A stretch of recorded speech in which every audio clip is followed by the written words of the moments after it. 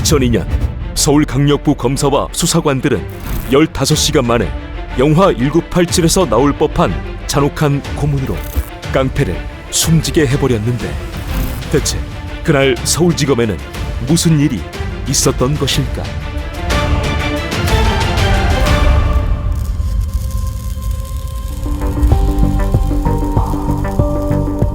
2002년 8월 서울 서초동.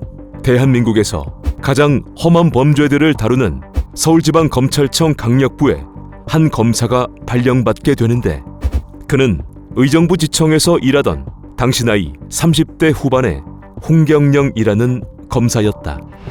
근무를 시작한 홍 검사의 책상에는 꽤나 오래되어 보이는 두꺼운 서류철이 있었고, 거기에는 조직폭력배 파주 스포츠파 관련이라는 조그만 글씨와 함께 2개의 사건이 기록되어 있었다. 한 사건은 1998년 일어난 고양시 일산 변사 사건, 그리고 또 다른 사건은 1999년에 일어난 서울 마포 살인 사건. 하나는 극단적인 선택으로, 하나는 미제로 종결된 사건이었지만 홍 검사는 두 사건 사이에 어떤 보이지 않는 연결선이 있다고 믿어 아직 수사 중이었는데, 내막은 이러했다. 1998년 일산 변사 사건은 일산의 한 아파트 욕실에서 조직폭력배 파주 스포츠파의 간부인 30대 박 씨가 왼쪽 손목 동맥이 절단된 채 숨진 사건으로 타살 혐의점이 없어 극단적인 선택으로 결론난 사건이었다. 그리고 1999년 10월 발생한 마포 사건은 노고산동 골목에서 이 씨라는 사채업자가 10곳의 자상을 입은 채 시신으로 발견된 사건.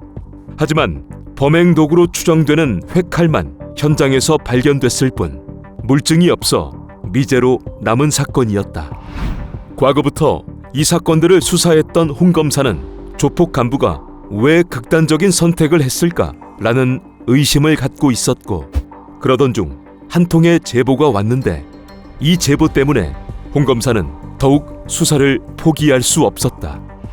제보 내용은 1998년 박 씨가 극단적인 선택으로 숨진 것이 아니라 교도소에 수감 중이던 파주 스포츠파의 두목이 조천훈이라는 조직의 행동대장에게 옥중 편지를 보내 평소 마음에 들지 않았던 박 씨의 제거를 지시했다는 것이었고, 이 사실을 알게 된 사채업자 이 씨가 내용을 폭로해버리겠다며 3천만 원을 요구, 결국 조직원들을 시켜 이 씨까지 숨지게 했다는 제보였다.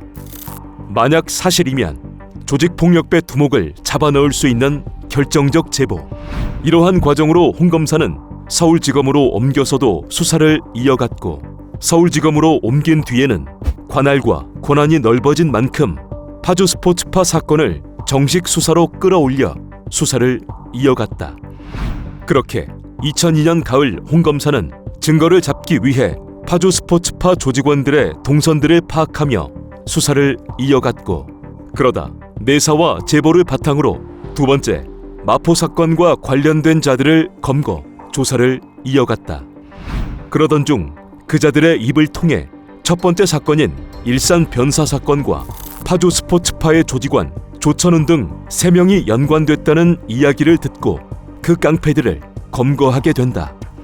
그렇게 조천훈 등의 깡패들은 2002년 10월 25일 밤 9시경부터 조사를 받게 되는데, 여기까지는 한 검사가 깡패 사건을 수사하는 일반적인 과정인 듯 하지만 사건은 이때부터 시작되었다.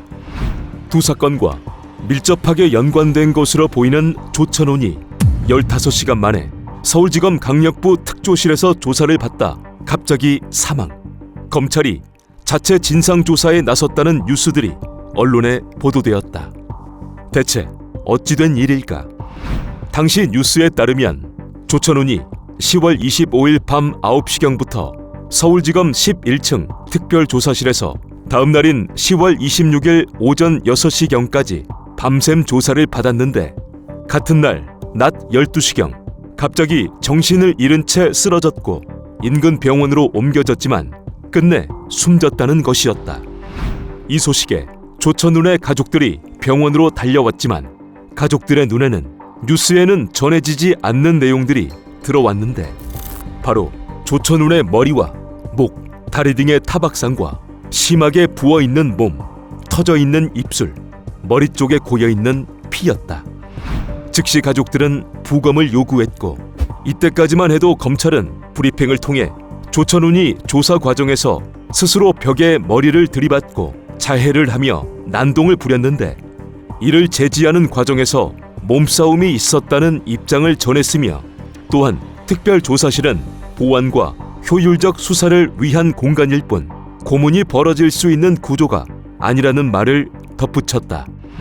그러나 부검 결과는 검찰의 브리핑과 전혀 달랐는데 조천운의 사인은 외상성 지주막하 출혈, 즉 외상성 뇌출혈과 머리, 등, 허벅지 등 광범위한 타박상으로 인한 쇼크사, 부검의는 외부 충격에 의한 사망 가능성이 높다. 구타 여부는 추가 분석 중이라고 밝히며 검찰의 초기 주장을 뒤집어버린 소견을 내놓았다. 검찰이 고문으로 사람을 숨지게 했다는 충격적인 소식. 이 소식이 언론에 퍼지며 검찰 조사실 고문치사 의혹이 본격화되었고 이후 검찰 내부에서도 수사가 시작되었는데 수사 결과 밝혀진 내용은 충격적이었다. 2002년 10월 25일 밤 9시경 무술 경관이었던 3명의 수사관들은 조천운이 서울지검 11층의 특별조사실로 압송되자 자백을 받으려 먼저 바닥에 무릎을 꿇친 뒤 그 상태로 1시간가량 움직이지 못하도록 무릎과 허벅지를 밟고 어깨를 짓눌렀다. 그리고 10시부터 다음 날인 26일 새벽까지는 엎드려 뻗쳐를 시킨 뒤 낭심과 몸을 수십 차례 걷어차며 자백을 강요했고 머리를 땅에 박게 하는 이른바 원산 폭격 자세를 취하게 한 뒤 바닥에 붙은 머리를 손으로 움켜쥐고 끌고 다녔다. 또한 조천운의 얼굴을 들어 수건으로 덮은 뒤 바가지에 물을 떠서 붓는 영화 변호인의 고문 장면이 떠오르는 물고문을 했었고 이외에도 수건이나 천으로 눈을 가린 채 무릎을 꿇리거나 엎드리게 한 뒤 어디에서 어떤 방향으로 무엇이 날아올지 모르는 공포의 상황을 만들었는데 이에 대해 수사관들은 위와 같은 공포는 같은 한 대를 맞아도 10대, 20대의 효과를 낸다. 눈을 가리면 더 겁먹을 것 같아서 그랬다며 자백을 받아내는 과정이 얼마나 잔혹했는지를 보여주었다.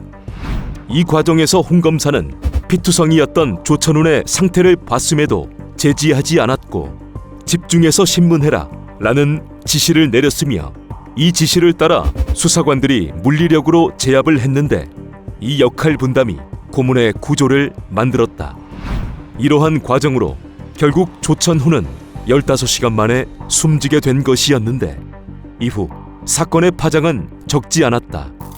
당시 검찰총장이던 이명재, 법무부 장관이던 김정길과 서울지검장이 순차적으로 사퇴한 것이었는데 그렇다면 홍 검사와 수사관들에 대한 재판 결과는 어땠을까?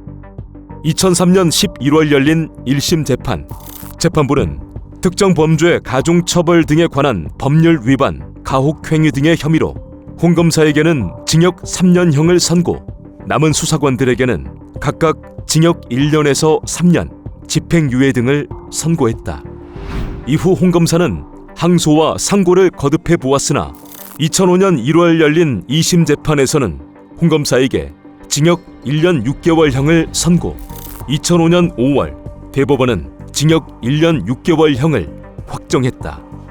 이후 홍경영은 출소 후 변호사 생활을 하며 어느 칼잡이 이야기라는 책을 내며 당시를 회고하기도 했다.